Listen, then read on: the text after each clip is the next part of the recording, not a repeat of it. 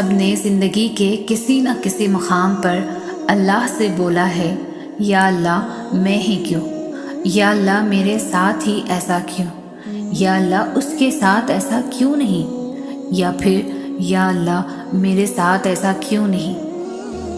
کیونکہ ہم نے اس قدر کبھی اللہ پر یقین رکھا ہی نہیں، ہم نے کبھی اللہ کے فیصلوں پر اور اللہ کی ٹائمنگ پر بھروسہ رکھا ہی نہیں۔ ہم نے کبھی یہ بات سمجھنے کی کوشش ہی نہیں کی کہ جو دروازہ اللہ نے بند کر دیا ہے، اس دروازے کو ہم جتنے مرضی دھکے دے لیں، اس نے تب تک نہیں کھولنا جب تک اللہ کا حکم نہیں ہونا۔ اسی طرح جو دروازہ اللہ نے ہمارے لیے کھولا ہے، اسے ہم جتنا مرضی بند کرنے کی کوشش کر لیں، اس نے تب تک بند نہیں ہونا جب تک اللہ نے نہیں چاہنا۔ ہم کیا کرتے ہیں کہ جب اللہ ہم پر کوئی ایسا دروازہ کھول دیتا ہے جس سے ہم گزرنا نہیں چاہتے، تو ہم ادھر ادھر بھاگنے لگتے ہیں۔ ہم یہ کوشش کرنے لگتے ہیں کہ کسی طرح سے ہمارے سامنے سے وہ دروازہ ہٹ جائے۔ ہم حقیقت کو تسلیم نہیں کرنا چاہتے، اور ہمیں لگتا ہے کہ آنکھیں بند کر لینے سے وہ کھلا ہوا دروازہ بھی بند ہو جائے گا، جبکہ ایسا نہیں ہوتا۔ وہ دروازہ تب تک بند نہیں ہونا جب تک آپ اس سے گزر نہیں جاتے۔ معاملہ بڑا آسان اور سادہ سا ہے۔ آپ خود اپنی مرضی سے ہمت کر کے اگر اس دروازے سے نہیں گزریں گے تو اللہ آپ کو گھما پھرا کر آپ ہی کے راستوں سے واپس آپ کو اسی دروازے تک لے آئے گا۔ یعنی آپ کے پاس اللہ کے فیصلوں کو ماننے کے علاوہ کوئی دوسرا راستہ نہیں ہے۔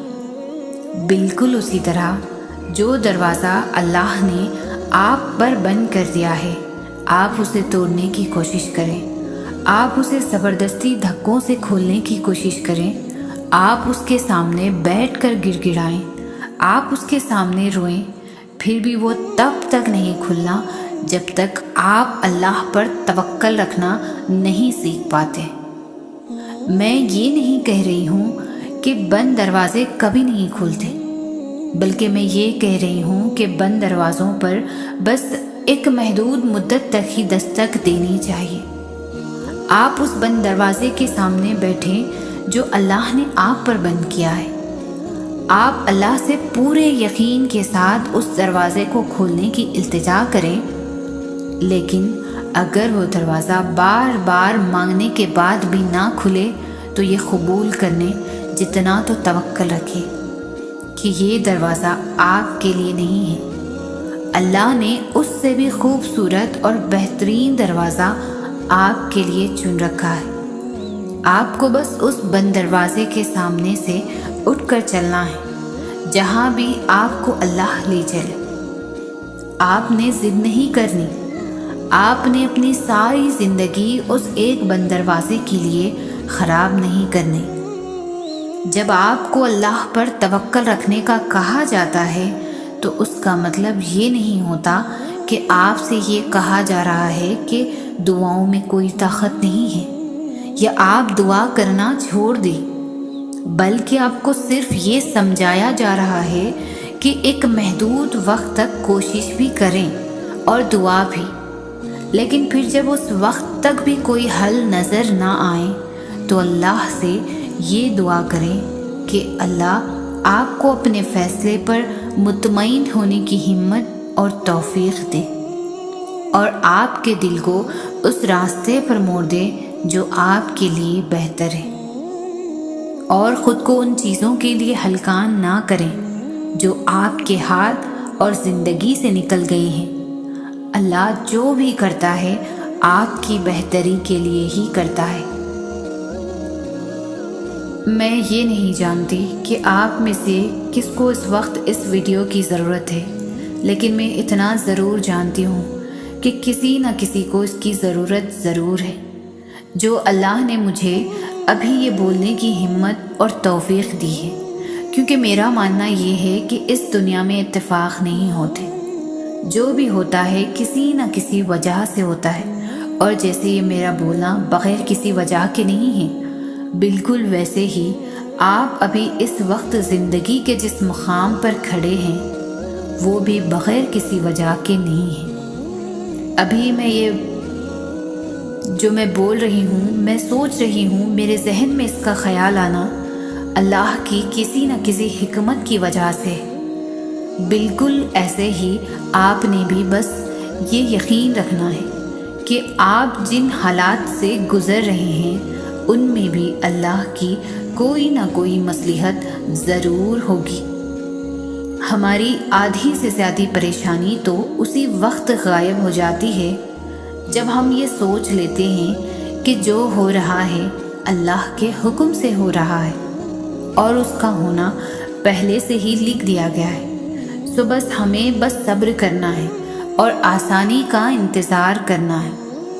آپ کو ابھی اس وقت جو بھی پریشانی لاحق ہے، آپ کو جاب کی فکر ہے، آپ کو رزق کی فکر ہے، آپ کو اچھے گریڈز کی فکر ہے، آپ کو ایگزامز کی فکر ہے، آپ سے کوئی انسان واپس لے لیا گیا ہے، آپ کے حالات آپ کی توقعات سے الٹ گئے ہیں، آپ کی فکر آپ کو کل کی فکر ہے، آپ کا دل دکھی ہے، آپ کے جسم کا ریشہ ریشہ تڑپ رہا ہے، جو بھی خیال، جو کبھی احساس آپ کے دل و دماغ کو گھیرے ہوئے ہے، آپ نے ہر اس خیال اور احساس کو اس وقت بھلا کر اپنے دل میں اللہ کا خیال لانا ہے۔ معجزوں کا بھی نہیں سوچنا، دعاؤں کا بھی نہیں سوچنا۔ میں چاہتی ہوں کہ آپ بس اللہ کے بارے میں سوچیں۔ میں چاہتی ہوں کہ آپ اس کے رحم کو سوچیں، وہ رحم جو ماں کی کوکھ سے لے کر اب تک آپ پر کرتا آیا ہے۔ میں چاہتی ہوں کہ آپ ان لمحات کا سوچیں جب آپ کو بچانے والا کوئی نہیں تھا اور اللہ نے آپ کو بچا لیا تھا۔ میں چاہتی ہوں آپ اس وقت کے بارے میں سوچیں جب آپ کو کہیں سے بھی کوئی مدد کی امید نہیں تھی اور اللہ نے آپ کے لیے مدد کے وسیلے بنا دیے تھے۔ میں چاہتی ہوں آپ بس اللہ کی ذات کے بارے میں سوچیں، ابھی کی دعاؤں کی قبولیت کو بھول جائیں، بس اس رحمان کی محبت کو سوچیں، آنکھ بند کر کے سوچیں اور پھر مجھے بتائیں، کیا اب بھی آپ کو کل کی فکر ہے؟ کیا ابھی بھی آپ کا دل مایوس ہے؟ کیا ابھی بھی آپ خود کو اکیلا محسوس کر رہے ہیں؟ کیا ابھی بھی آپ کو اپنی دعاؤں کی قبولیت پر شک ہے؟ کیا ابھی بھی آپ کو لگتا ہے کہ اللہ نے آپ کو سنا نہیں ہے؟ کیا ممکن ہے ایسا کہ جو آپ کو تب بھی نہیں بھولا جب آپ نے اسے بھلا دیا تھا، وہ آپ کو اب بھول جائے گا جبکہ آپ اسے یاد کر رہے ہیں؟ میں آپ کو آج اس سوال کا جواب نہیں دوں گی۔ آج یہ سوال میں آپ خود پر چھوڑ رہی ہوں۔ اب آپ کو اس کا جواب خود سے پوچھنا ہے کہ واقعی ایسا ممکن ہو سکتا ہے؟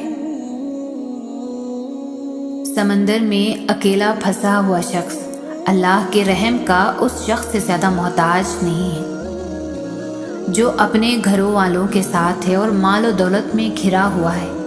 اگر آپ اس بات کو سمجھیں گے تو آپ کو یہ پتہ چلے گا کہ ہم بھی اللہ کے اتنی ہی محتاج ہیں جتنا وہ ڈوبنے والا انسان ہے جس کے پاس اسے بچانے کے لیے اللہ کے سوا کوئی نہیں ہے۔ اگر ہم اس بات پر غور کریں تو ہمیں احساس ہوگا کہ ہم سب اپنے لحاظ سے اللہ کے رحم کے محتاج ہیں۔ اگر کوئی سمندر میں ڈوب رہا ہے تو بھی وہ اللہ کے رحم کا محتاج ہے، اور اگر کوئی بالکل سیف اپنی فیملی کے ساتھ ہے تو بھی وہ اللہ کے رحم کا محتاج ہے، کیونکہ یہ دونوں صورتیں آزمائش کی ہیں۔ جو ڈوب رہا ہے اس کی یہ آزمائش ہے کہ وہ اللہ پر کتنا توکل رکھتا ہے اور وہ اللہ پر کب تک امید رکھ کر تیرنے کی کوشش کرتا ہے، جبکہ دوسری طرف وہ انسان جو بالکل محفوظ ہے اور مال و دولت اور بہترین رشتوں میں گھرا ہوا ہے، اس کی یہ آزمائش ہے کہ وہ اللہ کی دی گئی نعمتوں پر کتنا شکر ادا کرتا ہے اور ان نعمتوں کی آڑ میں کہیں اللہ کو تو نہیں بھلا دیتا۔ اس لیے ہمیں ہر حال میں आजिज़ रहना चाहिए और हर हाल में पुरउम्मीद रहना चाहिए। जैसे उस डूबने वाले इंसान के पास अल्लाह के सिवा और कोई नहीं है, वैसे ही उस इंसान के पास जिसके पास सब कुछ है, अल्लाह के सिवा और कोई नहीं है। और अल्लाह की मोहताजी में होना इंसानों की मोहताजी से बहुत बेहतर है। हमारे पास दुनिया की बड़ी से बड़ी पावर ही क्यों ना हो, फिर भी हर कदम पर हमें अल्लाह की ज़रूरत रखनी है। वो कुन फरमाएगा तो ही हमारी पावर हमारे किसी काम आ सकेगी, वरना तो सब बेकार है, सब बेफ़ायदा है। जितने भी इस दुनिया में पावरफुल लोग आए हैं, जिन्होंने अल्लाह की नाफरमानी की, वो गर्क हो गए, वो तबाह हो गए, क्योंकि उन्हें लगा था कि उनके पास इतनी ताकत है कि उन्हें किसी खुदा की ज़रूरत नहीं है।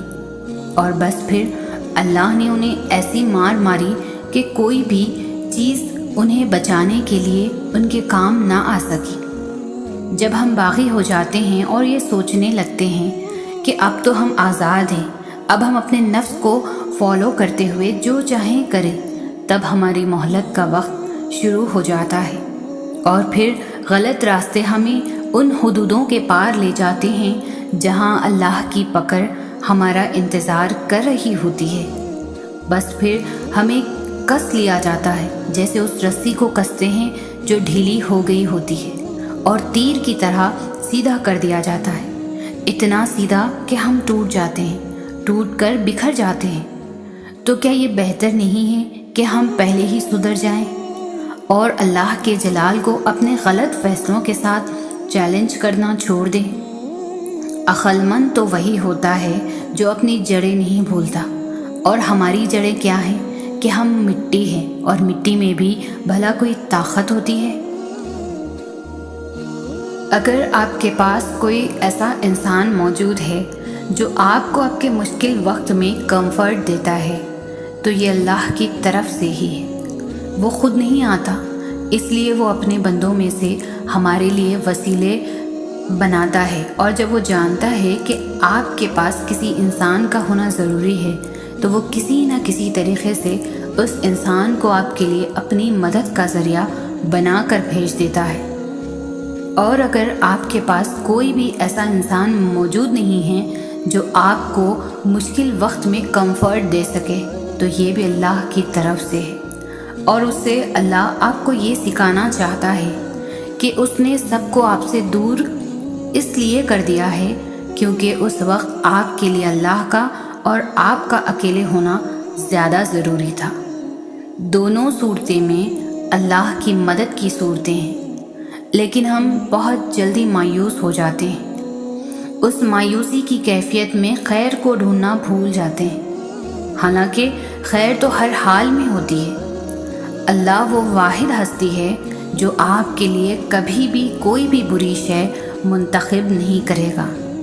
वो हमेशा आपके फ़ायदे को अव्वल रखता है और फिर उसी फ़ायदे की बुनियाद पर वो आपके लिए सबसे बेस्ट फ़ैसले लेता है। तो ये कितनी बड़ी नाइंसाफ़ी की बात है कि आप फिर भी अपने रब पर एतबार नहीं करते, आप फिर भी वसवसों को ज़्यादा अहमियत देते हैं, आप फिर भी अल्लाह के चुनाव पर सवाल उठाते हैं। यही वजह है कि आप खुश नहीं रह पाते, यही वजह है कि आप खुशियों के मौके जल्दी गंवा देते हैं। आप ठहरते नहीं हैं, आप सोचते नहीं हैं, आप जल्दी मिलने वाली चीज़ को बाद में मिलने वाली चीज़ पर ज़्यादा फोकियत देते हैं, फिर वो जल्दी मिलने वाली आपका कितना ही नुकसान क्यों ना कर दे।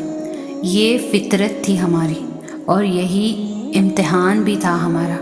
हमें उसे बदलना था पर हम बदल ना सके। ये जो ज़िंदगी की ठोकरें होती हैं ना, ये रब की तरफ से बुलावे का पैगाम लेकर आती है। आपने देखा होगा, हम अपनी गफलत से भरी ज़िंदगी में हकीकत से बेखबर जी रहे होते हैं। एकदम से ऐसी ठोकर लगती है कि हमारे पास सजदे में गिरने के अलावा कोई रास्ता नहीं बचता। ये ठोकर दरअसल वो अलार्म होती है जो हमें जगाने आती है, جو ہمیں اپنی سمت کے متعلق آگاہ کرتی ہے، ہمیں رب کے حضور لا کر پیش کر دیتی ہے۔ ٹھوکر کے بعد مرہم ملتا ہے، سکون ملتا ہے۔ وہ جو رب ہے نا، وہ اپنے بندوں کے لیے ٹھوکر میں بھی خیر بانٹتے ہوئے ہے۔ زندگی کی نشیب و فراز میں کبھی بھی خود کو اکیلے مت سمجھنا۔ وہ اللہ تمہیں ہر ٹھوکر پر تھام لے گا، اور اس کے تھامنے کے بعد تمہیں کسی سہارے کی ضرورت نہیں رہے گی۔ اللہ سے زیادہ کون سمجھتا ہوگا بندے کے دکھوں کو؟ وہ خالق اپنی تخلیق کی ہر ایک نس سے واقف ہے۔ اتنا تو مانتے ہو نا؟ اگر جاننا ہے، جانتا تو پھر اس نے وہ جانتا ہے کہ میرا بندہ کن اذیتوں سے گزرے گا۔ وہ آپ کی شہرت سے بھی واقف ہے۔ ہماری زندگیوں میں ہر طرف سے ہر طرح کی بے شمار پریشانیاں، ٹینشن، ڈپریشن، ہر جگہ لوگ دنیاوی تکالیف سے دوچار ہیں، ذہنی مریض ہیں۔ انہیں اپنی پریشانیوں کا حل کہیں نظر نہیں آتا، لیکن جب اللہ پاک انہیں دن میں 5 وقت بلاتے ہیں تو وہ اندھے بہرے ہو جاتے ہیں۔ انہیں وہ کامیابی، وہ ذہنی سکون نہیں حاصل ہوتا، کیونکہ ان کے اندر اسے حاصل کرنے کی چاہ ہی نہیں ہوتی۔ اور پھر اللہ پاک نے جس کے نصیب میں اپنا سجدہ لکھا ہے، صرف وہی اسے ادا کرے گا، کیونکہ جب اللہ پاک کسی سے ناراض ہوتے ہیں تو اسے اپنے آگے جھکنے سے روک دیتے ہیں۔ ہمارے اوپر دن میں صرف 5 وقت سجود فرض کیے گئے ہیں، اور اگر وہ بھی ہم نہ کر سکیں تو لعنت ہے ہم پر۔ پھر ہمیں دن میں صرف 5 وقت اس کے سامنے جانا ہے، اس کے آگے جھکنا ہے، اپنی ساری پریشانیاں، اپنے سارے غم اور دکھ اسے بتانے ہیں۔ بے شک وہ سب جانتا ہے، لیکن وہ ہم سے سننا چاہتا ہے۔ وہ چاہتا ہے ہم ہمیشہ اس کی مدد مانگیں، اور بے شک وہ سنتا ہے، اور صرف وہی تو ہے جو ہماری سنتا ہے، جو ہماری سننے والا ہے۔ ہمیں کبھی نظر انداز نہیں کرتا، ہم سے ناراض بھی نہیں ہوتا، اور اگر ناراض بھی ہوتا تو ہم سے رزق نہیں چھینتا، ہماری ہمیشہ حفاظت کرتا ہے۔ اور بے شک نماز ہی وہ عبادت ہے جو ہمارے دلوں کو سکون میں رکھتی ہے، اور ہماری دنیا و آخرت کی کامیابی کا بھی ذریعہ ہے۔ جب ہم وضو کرنے کے لیے کھڑے ہوتے ہیں تو پہلے ذہن سکون کی طرف سفر کرنا شروع کر دیتا ہے۔ جیسے جیسے وضو کا پانی ہمارے اوپر پڑتا ہے، ویسے ویسے ہم پاکیزگی محسوس کرتے ہیں۔ پھر ہم سکون قلب کو اپنے اندر اترتا ہوا محسوس کرتے ہیں۔ جب آہستہ آہستہ ہم وضو کے مراحل طے کر جاتے ہیں تو ہماری روح غسل کرنے لگتی ہے، اس پر لگے ہمارے کیے ہوئے گناہوں کے داغ دھلنے لگتے ہیں، ہمارے گناہ مٹنے لگتے ہیں، اور پھر جب ہم اس رب کے آگے جھکتے ہیں تو ہم اس سکون میں ہوتے ہیں جو بہت کم لوگوں کو نصیب ہوتا ہے۔ وہ سکون جو انسان پوری دنیا میں ڈھونڈتا ہے، وہ سکون جس کو اللہ پاک پہاڑوں کی اونچائی پر رکھ رہے تھے، لیکن اللہ پاک نے ان کا سکون اس کو انسان کے دل میں ہی رکھا ہے، تاکہ اسے ڈھونڈنے میں زیادہ مشکلیں نہ پیش آئے۔ کیا ہمارے اعمال اس قابل ہیں کہ ہم سیدھا جنت میں ڈال دیا جائے؟ کیا ہمارے اعمال اس قابل بھی ہیں کہ ہمیں سیدھا جنت میں ڈال دیا جائے اور ہمیں بالکل بھی آزمایا نہ جائے، ہمارے اوپر کسی قسم کی مشکل نہ آئے، ہمارے برے وقت سے دور رکھا جائے؟ ہمیں بالکل نہیں۔ اللہ پاک نے ہمیں اس دنیا میں آزمائش کے لیے ہی پیدا کیا ہے۔ انسان اس دنیا میں بھیجا ہی اس لیے جاتا ہے کہ وہ اپنے اوپر آئے ہوئے مشکل وقت سے آخر لڑتا کس طرح ہے۔ انسان کو پہلے اس دنیا میں اتارا جاتا ہے جو فانی ہے اور کبھی باقی رہنے والی نہیں ہے، اور پھر اس پر آزمائشیں ڈالی جاتی ہیں، اس کا صبر آزمایا جاتا ہے، اس سے اس کے نفس کا امتحان لیا جاتا ہے کہ اس کی قوت برداشت آخر ہے کتنی، وہ کب تک صبر کر سکتا ہے۔ اور کیا وہ اس مقصد کو ڈھونڈ سکتا ہے جس کے لیے وہ اس دنیا میں بھیجا گیا ہے، جس کے لیے اسے پیدا کیا گیا ہے؟ اور بے شک اللہ پاک انسان کو کبھی بھی اس کے قوت برداشت سے زیادہ نہیں آزماتا۔ جیسے ہی انسان کا ضبط اس کے آخری مراحل میں ہوتا ہے، اللہ پاک اسے تھام لیتا ہے۔ تو آزمائش ہر صورت اور ہر قیمت پر ہے۔ اگر اللہ پاک آپ کو خوشیاں نصیب کرتے ہیں تو وہ بھی آپ کے لیے ایک طرح کی آزمائشیں ہی ہوتی ہے۔ آپ کو آزمایا جاتا ہے۔ آپ کو اس خوشی میں آپ کے اپنے یاد ہے، وہ لوگ جو آپ کو ہمیشہ یاد رکھتے ہیں، یا پھر آپ کو اللہ پاک یاد ہے جو تمام طاقتوں کا مالک ہے، جو ہر قدرت پر قادر ہے، جس نے آپ کو یہ خوشی نصیب کی ہے۔ کیا آپ نے اس کا شکر ادا کیا، یا پھر آپ اس خوشی کے نشے میں اتنے مگن ہو گئے کہ سب بھول گئے؟ بس محض خوشیاں بھی ہمارے لیے آزمائش ہوتی ہے کہ ہم اس پاک پروردگار کا کتنا شکر ادا کرتے ہیں، کتنے احسان مند ہیں ہم اس کے۔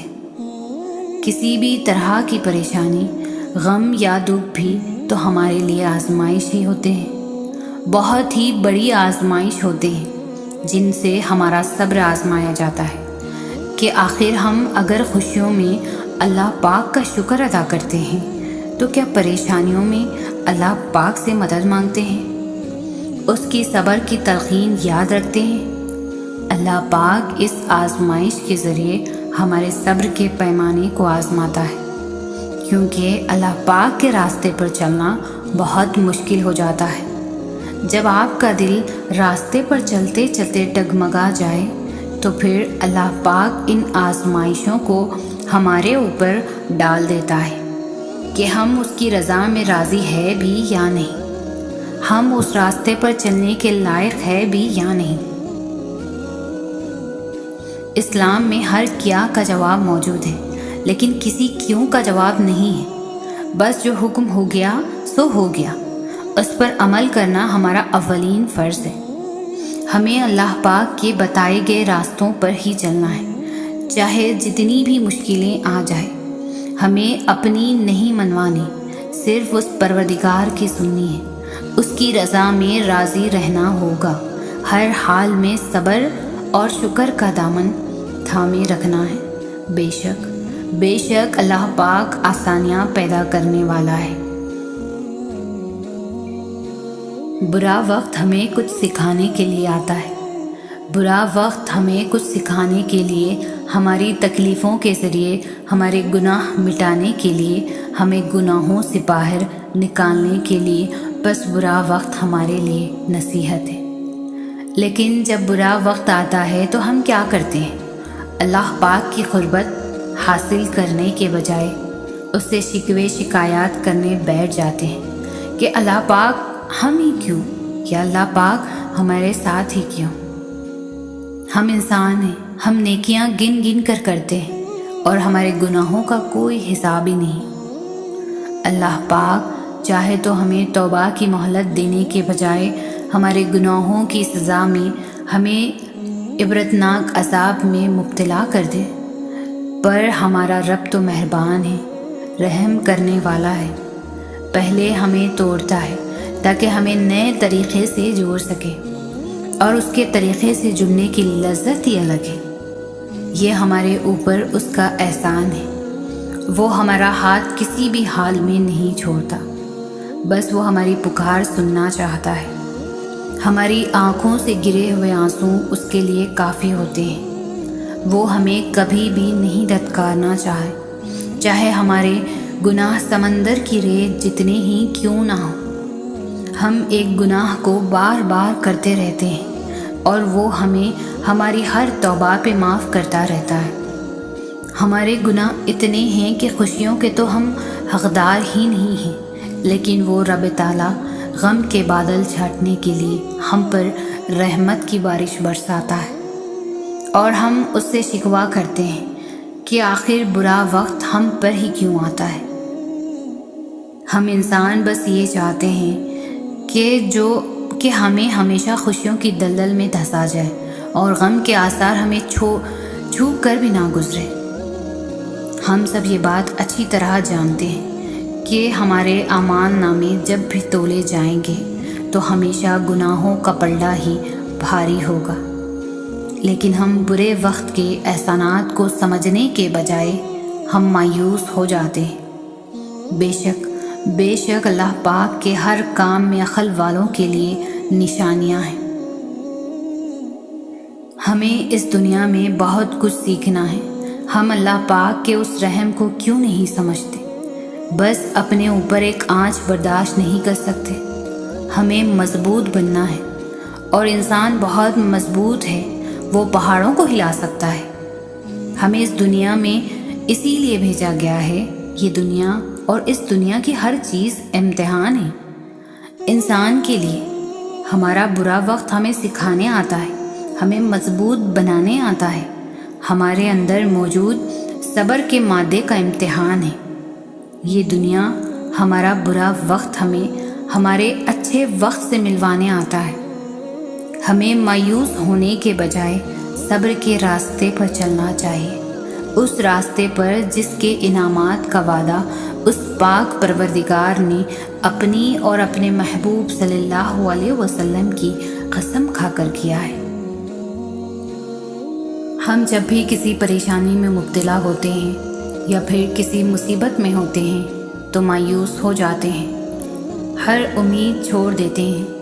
ہم اپنے برے وقت میں اتنا گھبرا جاتے ہیں کہ غلط راستہ چن لیتے ہیں اور اتنا مگن ہو جاتے ہیں کہ اللہ پاک کو ناراض کر دیتے ہیں، کیونکہ اللہ پاک نے اپنے ہر بندے سے وعدہ کیا ہے کہ اگر اس کے بندے اس کے بتائے ہوئے صبر اور شکر کے راستے پر چلیں گے تو وہ اپنے بندوں کا ساتھ کبھی نہیں چھوڑے گا، ان کا ہاتھ ہمیشہ تھام کر رکھے گا، بشرط یہ کہ اس کی رسی کو مضبوطی سے تھامنا ہے، کسی بھی حال میں اس رسی کو نہیں چھوڑنا۔